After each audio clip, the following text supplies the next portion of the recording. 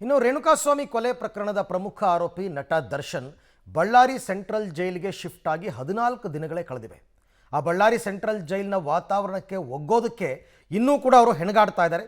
ಇದೆಲ್ಲದರ ನಡುವೆ ಇದೀಗ ಕೊಲೆಯಲ್ಲಿ ತಮ್ಮ ಕರಾಳ ಮುಖ ಅನಾವರಣ ಆಗಿರ್ತಕ್ಕಂಥ ವಿಚಾರವನ್ನು ಕೇಳಿ ಫುಲ್ ದಂಗಾಗಿದ್ದು ಕುಟುಂಬಸ್ಥರ ಜೊತೆ ಮಾತನಾಡ್ತಕ್ಕಂಥ ಅಭಿಲಾಷೆಯನ್ನು ವ್ಯಕ್ತಪಡಿಸಿದ್ದಾರೆ.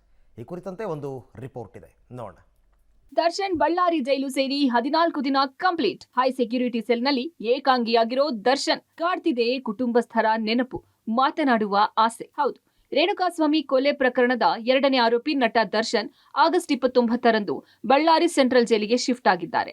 ಈ ಜೈಲಿಗೆ ಬಂದು 14 ದಿನ ಕಳೆದ್ರೂ ಇನ್ನೂ ಜೈಲಿನ ವ್ಯವಸ್ಥೆಗೆ ಹೊಂದಿಕೊಳ್ಳೋಕಾಗದೆ ಒದ್ದಾಡ್ತಿದ್ದಾರೆ. ಪರಪ್ಪನ ಅಗ್ರಹಾರ ಜೈಲಿನಲ್ಲಿದ್ದಾಗ ವಿಲಾಸಿ ಜೀವನ ನಡೆಸುತ್ತಿದ್ದ ಆರೋಪಿ ದರ್ಶನ್ಗೆ ಬಳ್ಳಾರಿ ಜೈಲು ನರಕ ದರ್ಶನ ಮಾಡಿಸ್ತಿದೆ.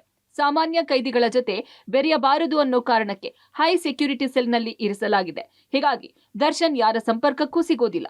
ಜೈಲಿನ ಸೆಲ್ನಲ್ಲೇ ಏಕಾಂಗಿಯಾಗಿಯೇ ದಿನ ಕಳೆಯಬೇಕು. ತಿಂಡಿ ಊಟ ಕೊಡಲು ಹೋದಾಗ ಮಾತ್ರ ಜೈಲು ಸಿಬ್ಬಂದಿ ಜೊತೆ ಮಾತನಾಡ್ತಾರೆ. ಇನ್ನು ಒಂಟಿತನ ಹೆಚ್ಚಾಗಿ ಕಾಡ್ತಾ ಇರೋದ್ರಿಂದ ಪದೇ ಪದೇ ಕುಟುಂಬಸ್ಥರ ಜೊತೆಗೆ ಮಾತನಾಡೋ ಆಸೆ ವ್ಯಕ್ತಪಡಿಸಿದ್ದಾರೆ ಕೊಲೆ ಆರೋಪಿ ನಟ ದರ್ಶನ್. ಕುಟುಂಬಸ್ಥರ ಜೊತೆ ಮಾತನಾಡೋದಕ್ಕೆ ಹೆಚ್ಚಾಗಿ ಹಂಬಲಿಸ್ತಾ ಇರೋ ದರ್ಶನ್ ನಿನ್ನೆ ಮಧ್ಯಾಹ್ನ ಪ್ರಿಸನ್ ಕಾಲ್ ಸಿಸ್ಟಮ್ ಮೂಲಕ ಪತ್ನಿ ವಿಜಯಲಕ್ಷ್ಮಿ ಜೊತೆ 5 ನಿಮಿಷಗಳ ಕಾಲ ಮಾತನಾಡಿದ್ರು. ಪತ್ನಿ ಜೊತೆ ಮಾತನಾಡುವಾಗ ಭಾವುಕರಾಗಿದ್ದ ಆರೋಪಿ ದರ್ಶನ್ ಒಂಟಿತನದ ಬಗ್ಗೆ ಹೇಳಿಕೊಂಡಿದ್ರು. ಅಲ್ಲದೆ ಮುಂದಿನ ಕಾನೂನು ಹೋರಾಟದ ಕುರಿತು ಚರ್ಚಿಸಿದ್ರು. ಫೋನ್ನಲ್ಲಿ ಕಡಿಮೆ ಸಮಯ ಇರೋದ್ರಿಂದ ಜೈಲಿಗೆ ಬನ್ನಿ ಎಂದು ಪತ್ನಿಗೆ ತಿಳಿಸಿದ್ರು.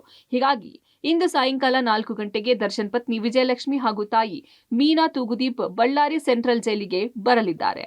ಇನ್ನು ಜೈಲಿನ ನಿಯಮದ ಪ್ರಕಾರ ಅರ್ಧ ಗಂಟೆ ದರ್ಶನ್ ಜೊತೆ ಮಾತನಾಡೋದಕ್ಕೆ ಅವಕಾಶ ಇರೋದ್ರಿಂದ ಬಹುತೇಕ ಮುಂದಿನ ಕಾನೂನು ಹೋರಾಟದ ಬಗ್ಗೆ ಚರ್ಚೆ ಮಾಡ್ತಾರೆ.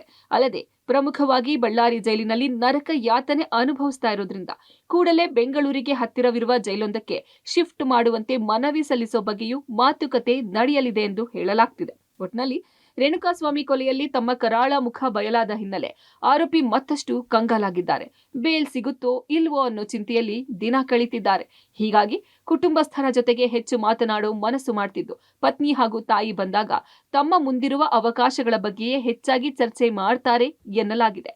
Amaresha L K Hominala, public TV, Ballari.